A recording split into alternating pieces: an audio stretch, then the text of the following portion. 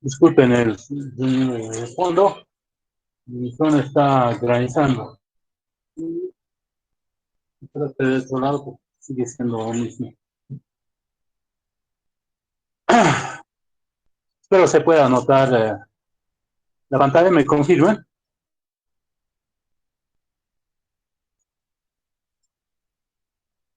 Sí, que se ve. Muy bien. El tema de hoy es para ustedes identificación de parámetros. Regularmente nosotros, cuando trabajamos sobre un sistema, la principal prioridad en realidad es modelar el mismo sistema, ¿no? Encontrar un modelo tal que represente las características del sistema. Esto es encontrar básicamente un sistema de ecuaciones diferenciales. Regularmente nuestra meta también es que estas ecuaciones diferenciales sean lineales, pues modelos de ecuaciones no lineales tienen otra tratativa un poco más compleja. En principio, que este modelo sea lineal, aún así, aunque pueda ser un sistema de ecuaciones diferenciales. Pues, debido a la complejidad de este método, debido a la tarea del modelado siendo muy dificultoso debido a las características también del mismo, de la planta, porque tienen elementos que varían conforme pasa el tiempo. Internamente tampoco no se puede ver qué elementos componen los subsistemas. Peor todavía, que están cerrados, los mismos parámetros no tenemos. Pero lo principal, podemos determinar o tenemos acceso a la información de entrada, la señal de excitación, podemos poner, y la señal de salida. Entonces, a partir de esta característica, podríamos tratar de determinar qué es lo que se tiene aquí adentro, ¿no? Dentro del sistema. Entonces, para ello, ¿no? Para poder hacer el análisis del sistema y mejor todavía el diseño del controlador, se acude a técnicas numéricas de cálculo. Entre una de ellas tenemos el método de identificación de parámetros basados en los mínimos cuadrados. Ustedes deben recordar en primer semestre, justamente en la asignatura de física y laboratorio de física, cuando se hacía un experimento en teoría de errores, de acuerdo a la distribución de las medidas alrededor de una característica, normalmente está una línea recta, una relación de líneas rectas, se podía determinar la curva o la recta más próxima, la más adecuada a esos valores, que sea una característica real del sistema, ¿no? ¿En base a qué? A un cálculo numérico mediante mínimos cuadrados, ¿no? Simplificando, reduciendo de tal manera esta expresión y obteniendo los coeficientes de la recta denominada. Entonces, este método de mínimos cuadrados, ya desde 1800, como muestra el texto, ha sido determinado por ese matemático más famoso, llamado príncipe de las matemáticas, Gauss. Su objetivo de Gauss no era realmente determinar, sino sí, mediante medidas hechas por los astrónomos, uh, se ha dado el objetivo de obtener la trayectoria de un satélite llamado el Ceres en 1801. Y lo ha logrado, ¿no? Después ha mostrado que sí era con alta precisión su diagnóstico o su cálculo de esa trayectoria. Entonces, el método de mínimos cuadrados apunta a eso. Mediante datos, determinar una curva, una característica que determine mediante coeficientes de un polinomio, determine la característica de una curva.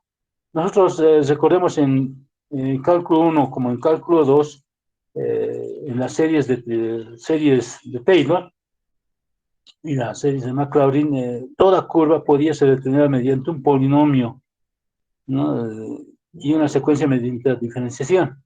Entonces, debería ser posible también que un sistema, siendo esta una característica entre la entrada y la salida, una función del sistema, puede ser determinada mediante información previa.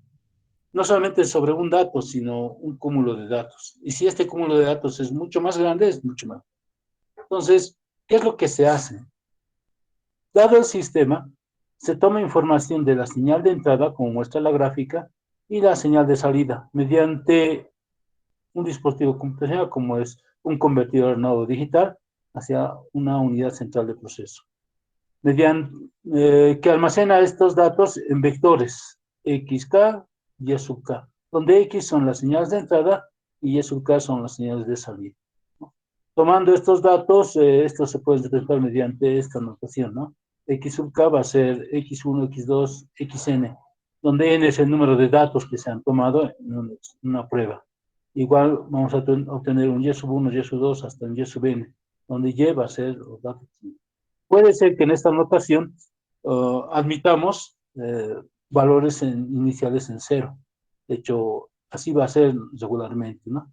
Entonces, tomemos eso en cuenta. Se ha puesto este superíndice equivalente T para indicar que estos valores son vectores, una columna, vectores columna, no vectores fila.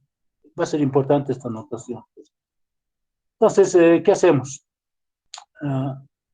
Asumiendo en principio que un sistema es lineal, invariante en el tiempo, o sea, presuponer, en principio, ese principio básico, que un sistema sea lineal, invariante en el tiempo, de simple entrada y simple salida, por el momento, se puede extender a mayores características, pero para este caso así va a ser, puede ser representado mediante una ecuación de diferencias como muestra esta primera ecuación,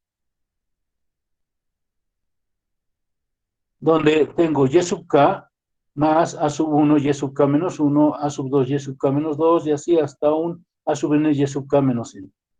Y en el otro lado de la igualdad, un B sub 0, un X sub K más B sub 1, X sub K menos 1, y así, ¿no? Donde X representa, X sub K representa el vector de valores o la característica de la señal de entrada, y Y la característica de la señal de salida. Los subíndices N, ¿no? N, representan el orden del sistema, ¿no? Recordemos que si es un sistema de orden enésimo, va a determinar, de hecho, las diferencias que vamos a tener respecto de coeficientes de salida, y B sub K, y donde M va a representar las diferencias del orden. Teniendo esta representación, lo que vamos a hacer es extraer toda esta parte, esta primera parte, al otro lado de la igualdad, ¿de acuerdo? Donde Y sub K, no uno tiene expresiones, Y sub K puede ser determinado mediante menos A sub 1, Y sub K menos 1, menos A sub 2, Y sub K menos 2, y así, ¿no? Hasta X también. Esta expresión lineal se puede representar mediante un producto entre vectores. Un vector tipo fila, que va a ser todos los coeficientes Y un vector tipo columna, que van a ser los coeficientes A y B, como transpuesta, va a ser un vector. Vector fila por vector columna me va a dar toda esta expresión, ¿no? Fila por columna más, fila por columna más, fila por... Recordemos la característica en álgebra lineal de esta expresión. Entonces ya tendría aquí un Y sub K.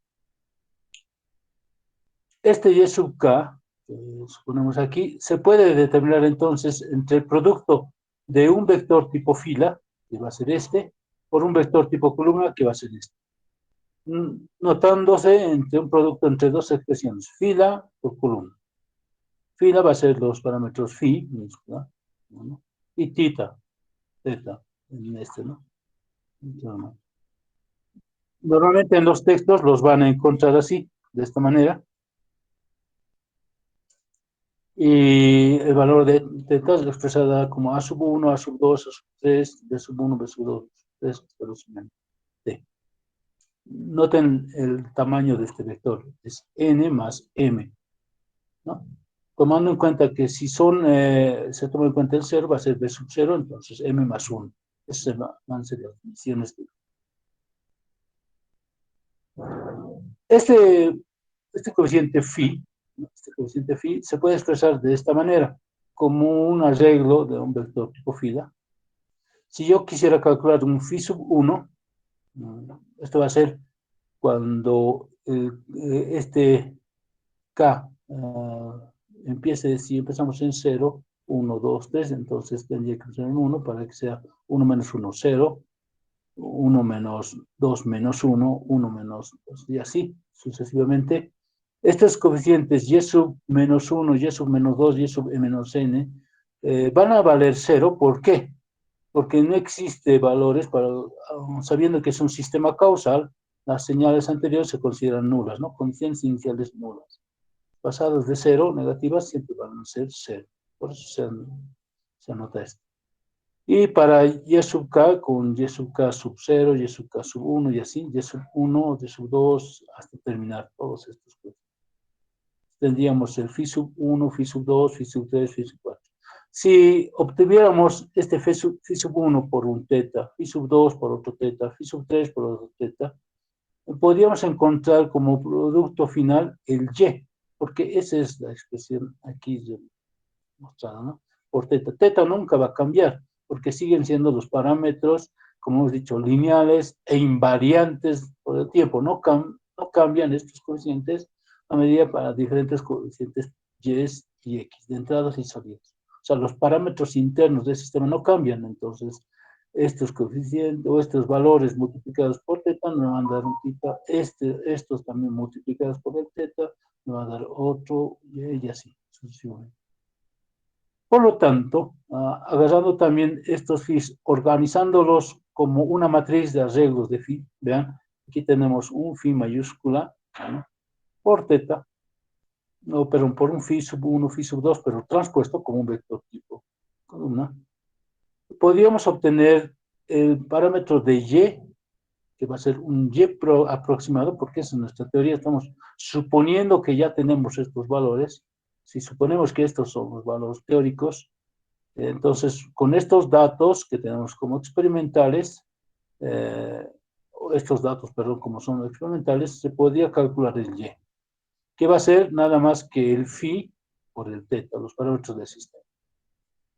¿De acuerdo? Entonces ya tenemos la señal de salida aproximada, que va a ser el phi mayúscula por el teta. Recuerden que, vuelvo a recalcar, teta no cambia, solamente esto, y estas son las medidas que se han hecho. Y luego, si esta es la salida aproximada, ¿no? Tomando una comparativa entre el sistema original que teníamos, entrada y salida, y la entrada también vamos a introducir a este sistema, vamos a suponer que tenemos un sistema, una entrada y una salida, podríamos encontrar una respuesta también, y sub k y el y aproximado, entre ambos, la salida y la entrada.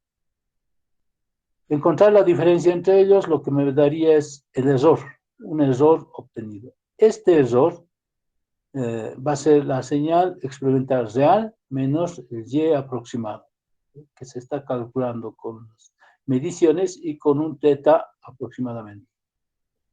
Entonces, ¿cuál sería nuestro objetivo? Que el sistema aproximado bajo los parámetros calculados, el sistema que se ha supuesto que es el equivalente a este, porque es equivalente, debería ser tal próximo para que el error sea el mínimo posible, el más reducido posible. Por lo tanto, se podría determinar, como dijo Gauss, una función de coste. La función de coste es aquella que define qué valor, cuánto nos va a costar esa aproximación, por así decirlo, ¿no? Pero esa función de coste es definida como la suma de todos los errores, de tal manera de reducirlos al mínimo. Pero los errores pueden ser tanto positivos como negativos. Para eliminar eso, se suman los cuadrados de los errores, ¿no? El error al cuadrado. Y sumamos todos ellos. Si la suma de todos estos errores lo podrías reducir al mínimo, ya que esta es una función de teta, porque teta es lo que podemos hacer cambiar, no las medidas, vuelvo a recalcar, estas medidas se han de tomar, no se pueden cambiar estas medidas, son valores experimentales. Lo que sí se puede variar es qué valores puedo cambiar en los A's y los B's, alterar, de tal manera que esto sea lo más próximo posible. ¿no? Porque teta, estos valores son estos y son los experimentales. Lo que sí puedo modificar es este valor de teta, y son estos coeficientes. Entonces, volviendo aquí, esta función de coste, teta, está definida como la sumatoria de los errores. ¿Y qué es el error? Nada más que la señal de salida menos la señal aproximada al cuadrado. Esta expresión es una expresión, no es vectorial por si acaso, es una expresión. Todo este valor es un valor constante, un valor nada más, ¿no? Un escalar, por así decirlo. Pero se puede representar mediante un producto vectorial, como en este caso, ¿no? Son vectores. El vector de salida menos y aproximada transpuesta por el vector de salida menos y aproximada. Esta expresión. Entonces, este y aproximado lo podías reemplazar mediante su equivalente, que es theta o phi por theta. Aquí está. Por eso hemos dicho que la función de coste está en función de theta. Entonces, haremos variar el valor de θ, de tal manera que, como es una función, y una función puede variar entre un valor máximo, un valor mínimo, lo que nos interesa es reducir ese valor al mínimo posible. Entonces, lo que hacemos regularmente, ¿qué es? Diferenciar e igualar a cero, ¿no? Aquí esto simplemente se ha extendido.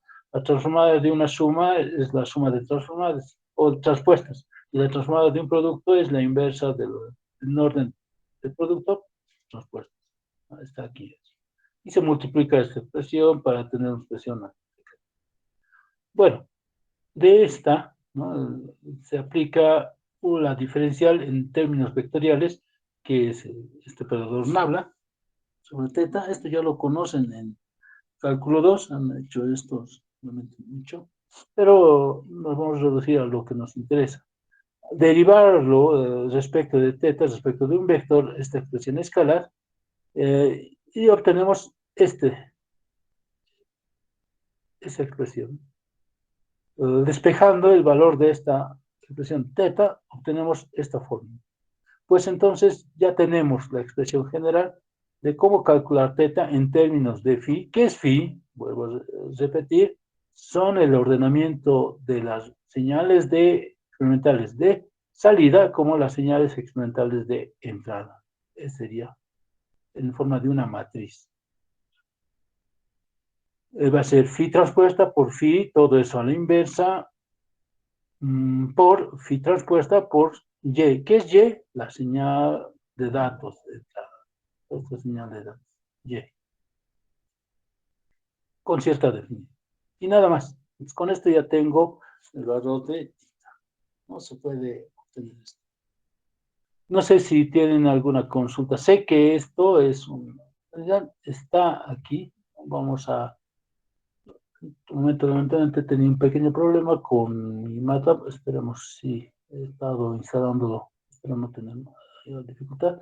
Pero les voy a pasar el código que hace todo esto. Lo vamos a inspeccionar ahora mismo. ¿Listo? Aquí está. Aquí. A ver, veremos. Aquí. Aquí.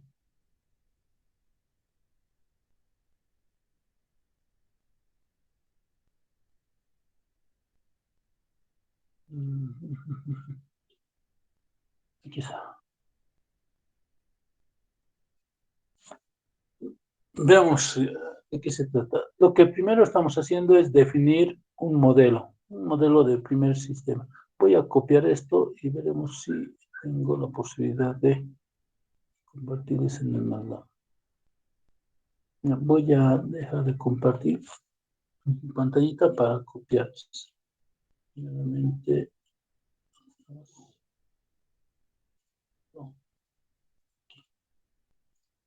No. Presentación. Ya.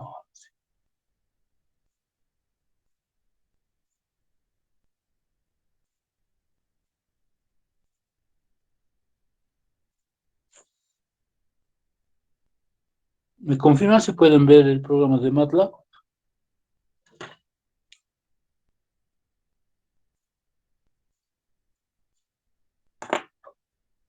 ¿Buenas?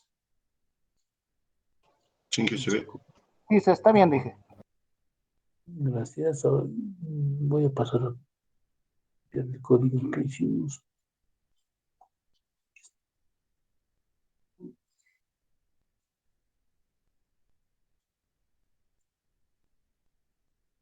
¿Ya? Y nos vamos.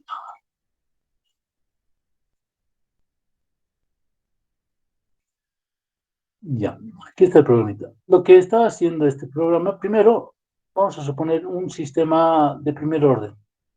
Nos estamos tratando de generar un sistemita de primer orden, ¿no?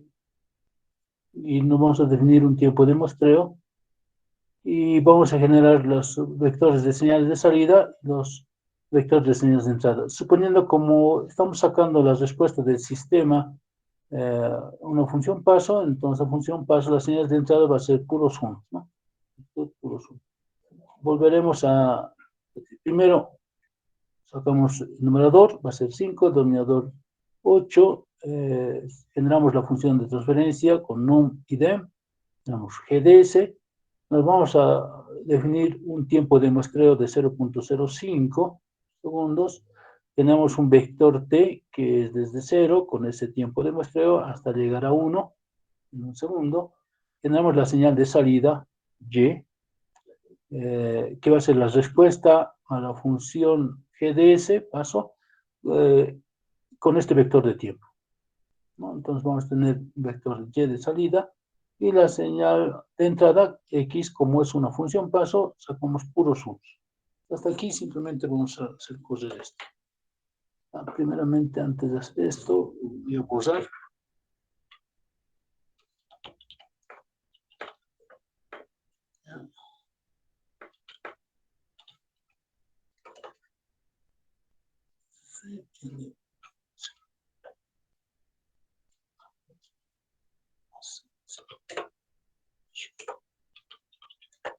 Ya. Voy a poner esto.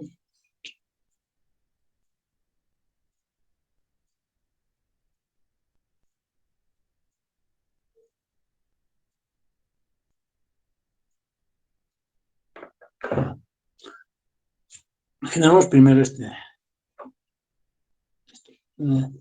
Tenemos numerador, denominador, esta sería nuestra función de transferencia.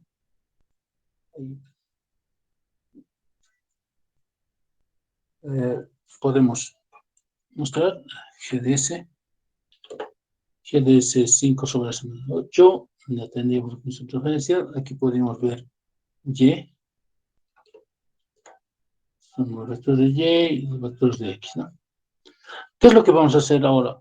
Si nosotros tenemos la señal de salida de la entrada, X y Y, podríamos dibujarlas, un plot, o simplemente, ya, plot,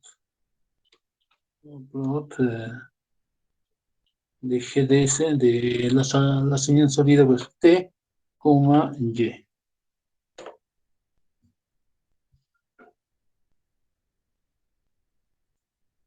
Dibujado, ¿no?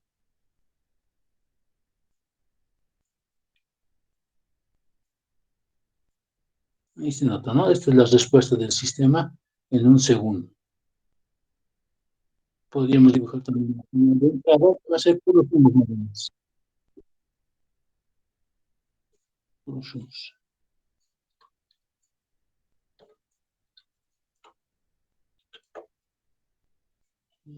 Ustedes ven la señal de salida, es puro 1. Está en 1. Bueno. Ahora sí, lo que vamos a hacer es, a esa señal de salida Y, le vamos a introducir un error.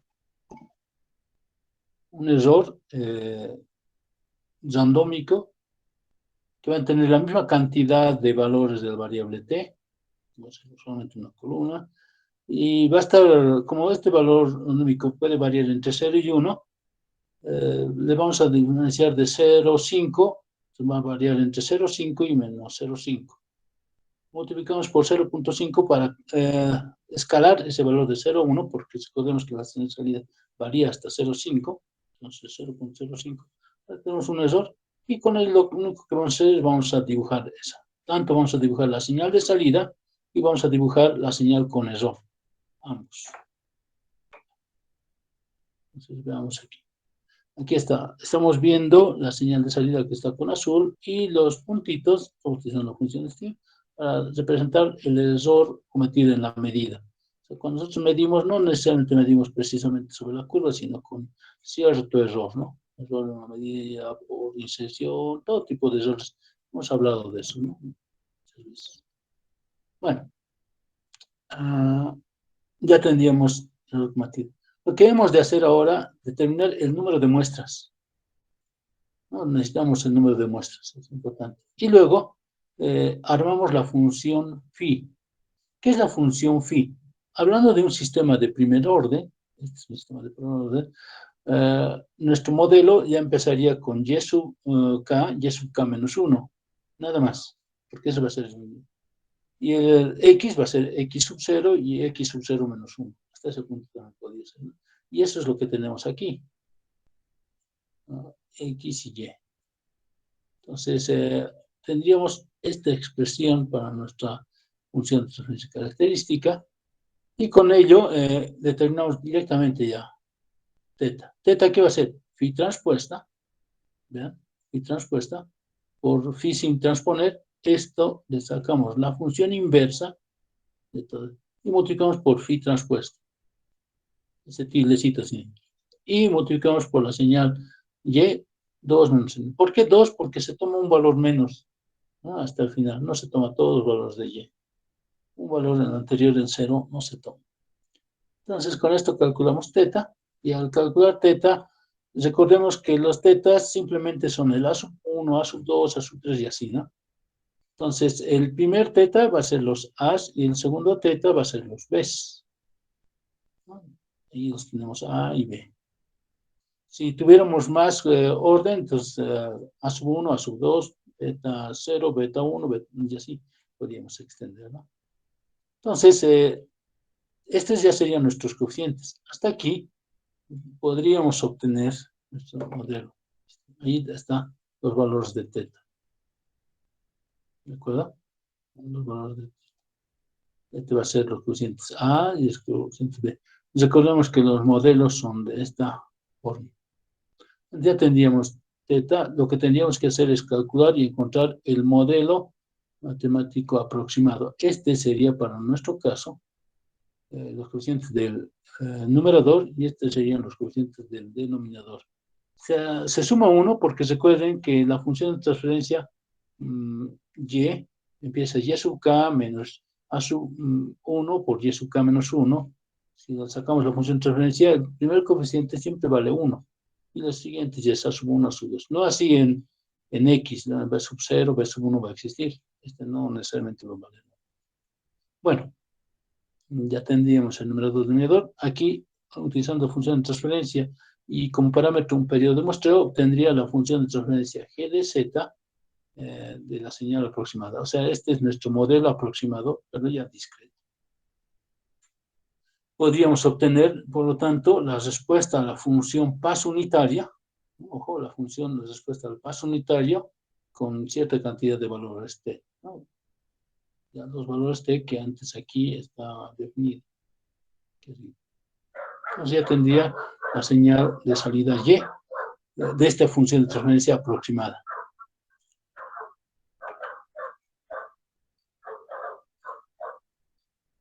Y para ver su respuesta, podríamos observarla aquí. Se ha dibujado sobre el mismo color. Aquí está. Ya que esto es simplemente la señal de salida, ojo, la señal de salida está como un vector y de z, aquí se encuentra, ¿no? Luego de esto, lo que vamos a hacer es dibujar esa señal de salida y la señal real, ¿no? La señal que teníamos calculada, la señal aproximada aquí la tendríamos. Ahora, vamos a dibujarla. Veamos. Aquí si notan, lo que está en color verde es la respuesta del sistema. Lo que está en rojo era la señal con ruido. Si notan, este punto, este y otro, se aproxima a la curva real, lo que era por naturaleza, ¿no? Un modelo lo más próximo posible. Debido a estos errores, se actúa esta falla, ¿no? Pueden, algo importante, ¿no? Comparar este modelo que hemos obtenido, discreto, con la forma de discretización que hemos visto más antes, ¿no? De discretización mediante un procedimiento matemático, agarrando la función del sistema, tomando un tiempo de muestreo y definiendo un tipo de discretización. Recuerdan, había discretización tipo impulso, de primer orden, de orden cero, conceptor de orden cero y otras más, ¿no? De Austin y demás. Habían varios métodos de discretización. Vamos a comparar este, si ustedes desean, pueden comparar ese mismo resultado. Aquí tenemos esta función de transferencia, esta, que es la función aproximada, quiero que le echen una miradita, y la vamos a comparar con la discretización por el método. Si notan, vean, esto que hemos calculado mediante esta función de transferencia, pero sabiendo el modelo, este modelo real, este modelo que ya lo teníamos aquí, sabiendo este modelo, hemos utilizado una técnica de discretización teniendo el modelo. Hemos obtenido esta función, que es esta. Él nos ha proporcionado 0.25z más 2 por 10 elevado al menos 17. Esto es en realidad 0. Va a ser 0.25z dividido entre z menos 0.6703. Pero el modelo aproximado, debido a tomar los datos experimentales, esto ya con ruido y todo lo demás, que es 0.2123z dividido entre z menos 0,6547. Quiero que noten esta expresión comparada con esta otra. De denominador tienes muy similar aproximación, ¿no? Casi son iguales. Y de numerador también. Entonces, no está mal, ¿no? Entre ambos. No está mal. O sea, nuestro modelo experimental o prueba implica esto. Y de hecho, no he tenido que, para calcular esto, no he tenido que sacar una ecuación diferencial. He simplemente tomado datos de entrada y salida experimentales. Con ello he calculado. Pero esto sí, porque he tomado como base el GDS. Y finalmente aquí podríamos ver el error. Ojo, este error, hay que notar que es la diferencia entre ambos. Es un error no relativamente real, ¿no? Porque recordemos que tanto el Y con ruido y el Y determinado, uno puede ser positivo o negativo. Pero es interesante nomás poder analizar. Aquí está esto y lo podríamos ver así, el error. El error, ¿cuánto es? Es grande mientras empieza, ¿no? Vean, el valor de cero se encuentra aquí. Respecto de cero es un error alto, pero a medida que se va acercando, poco a poco el error se va reduciendo, pero sigue habiendo un poco de error. El error está en orden de los 0. Tantos. Vean, el error es 0.22, 0.16 y poco a poco empieza a bajar. Pero 0.0 y algo, ¿no? 0.01, 0. Y ahí se queda. Entonces, quisiera que le echen una medidita, ¿de acuerdo? Nada más, es algo bien sencillo. Ahora pueden, y quisiera que ustedes prueben hacer un modelo de segundo orden y uno de tercer orden, igual con este mismo proceso. Se genera una ecuación de un modelo matemático de tercer orden, haya su función de transferencia, señal de entrada y salida, introducen ruido y a partir del ruido conforman las funciones y determinar teta, que esto no va a cambiar solamente esta extensión, ¿no? Esto ya va a ser y sub r, 1 r menos 1, luego y sub 1 r menos 2 y así. Van a ser ya no 2 por 1, sino van a ser 4 por 1. ¿Sí? Y va a empezar esto a extenderse más. De ahí ya no va a haber un A sub 1 nada más, sino A sub 1, A sub 2. Un B sub 0, B sub 1, B sub 2. Y así, ¿no? o B sub 0, B sub 1. Y todo esto ya es el mismo. ¿Sí? Solamente esto van a tener que modificarse. ¿Listo? No sé si tienen alguna consulta.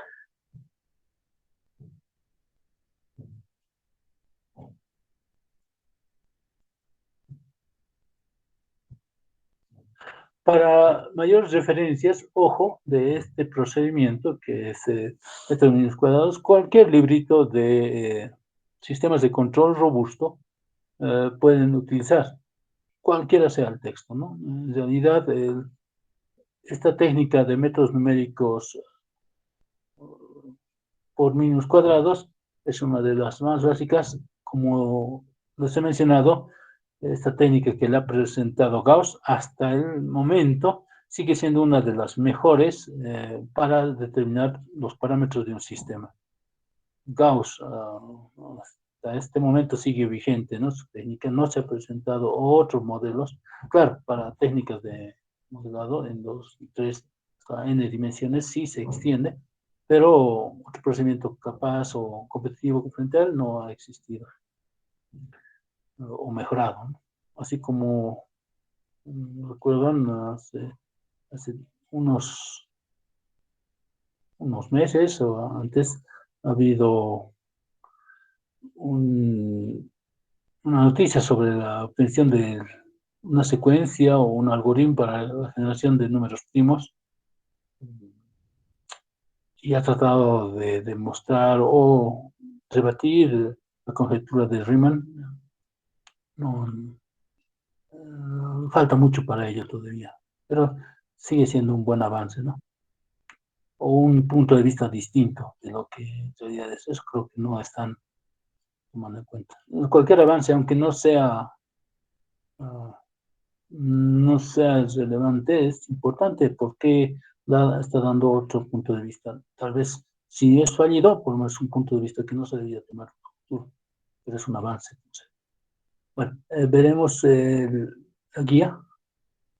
Voy a pasarles a convertir nuevamente la guía para continuar. ¿Dónde estamos? Aquí.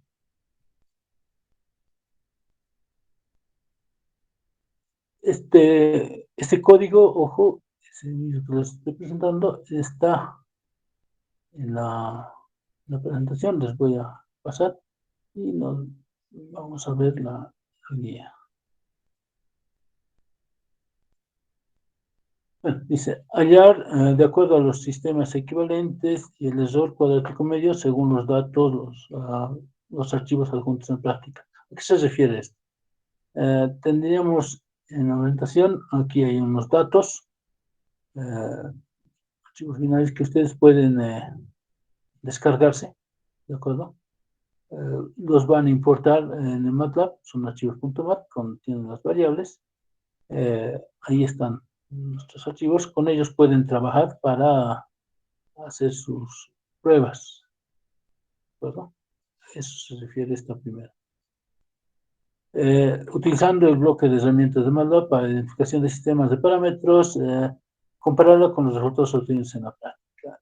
MATLAB, de hecho, este procedimiento no es algo que ustedes tengan que hacer, solamente es, como he dicho, una práctica de laboratorio.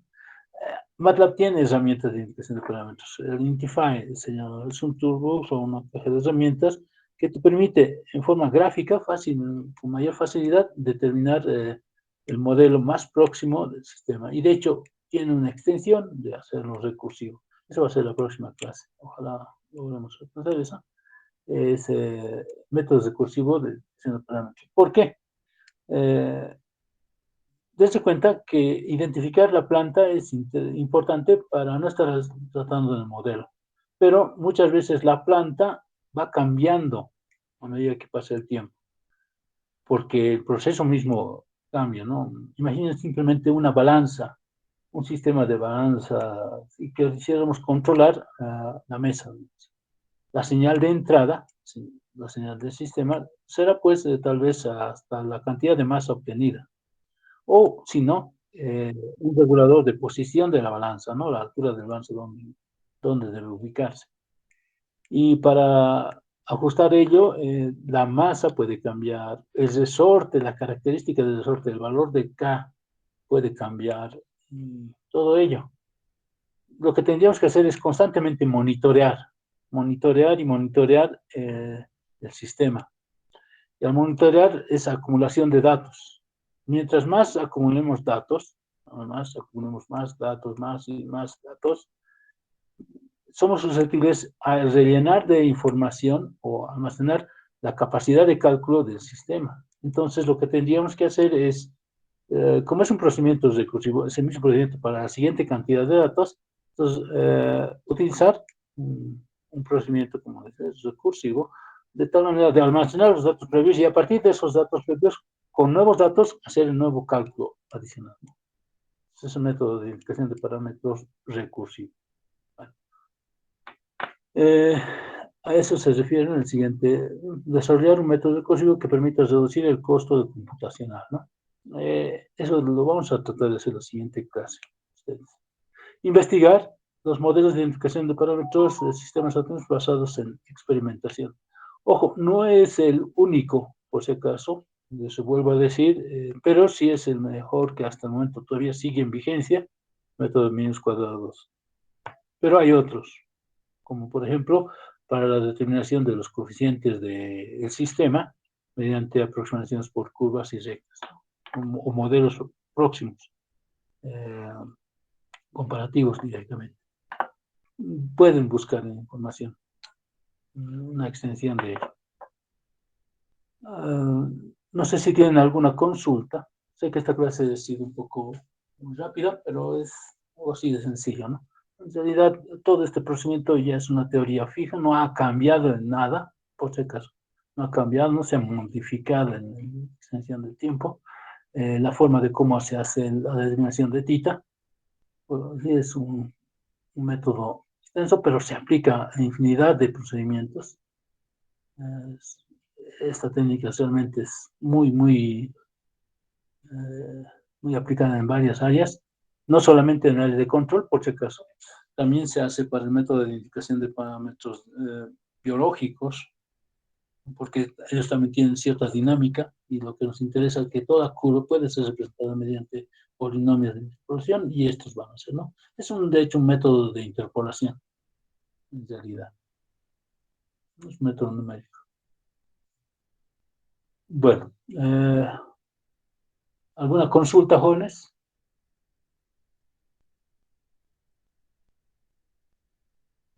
¿Alguna pregunta?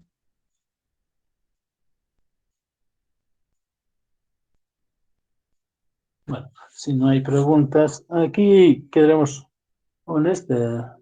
Quisiera que estén atentos cualquier convocatoria.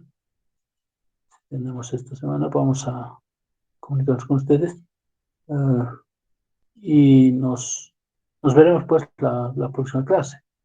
¿Listo? Hasta luego, muchachos. Hasta luego, Inge.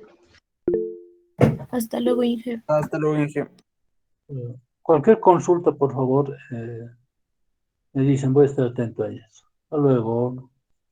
Hasta luego, Inge.